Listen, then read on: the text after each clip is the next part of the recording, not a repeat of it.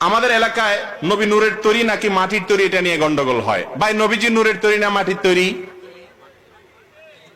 কিছু মানুষ মাটির বলছেন আর কিছু চুপ আছেন যে কোনটা বলে বিপদে পড়ি। ভাই থামেন। আল্লাহ রাব্বুল আলামিন তার রাসূল সাল্লাল্লাহু আলাইহি সাল্লামকে কি দিয়া বানাইছেন এই সম্পর্কে কোন প্রশ্ন করা হবে কবরে কিয়ামতের দিন? তাহলে এটা নিয়ে গন্ডগোল করার কি যুক্তি আছে রে ভাই?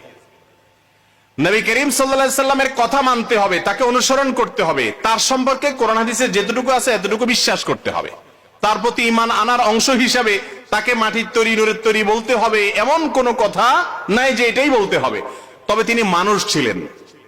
সূরা কাহাফ এর শেষ আয়াত 16 নম্বর পারার একেবারে সূরা কাহাফের লাস্টের আয়াতে আল্লাহ বলছেন, কুল, হে রাসূল আপনি বলে দেন।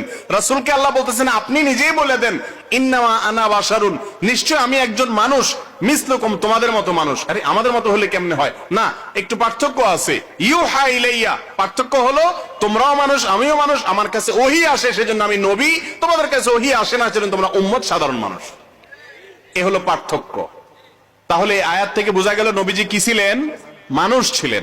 আর মানুষ মাটির তৈরি, সেই হিসেবে ওনাকে মাটির তৈরি বলা হয়। কিন্তু মাটির তৈরি বললে যদি আমাদের কিছু ভাইরা কষ্ট পান, দরকার নাই তো, আপনি বলেন নবীজি মানুষ ছিলেন, বাস। দরকার কি আপনার মাটির তৈরি এটা আলাদা করে বের করার? হাদিস কোরআনে কোথাও উনি কি দিয়ে তৈরি হয়েছে উপাদানের কথা আলাদা করে খুঁটে খুঁটে বলা হয় নাই।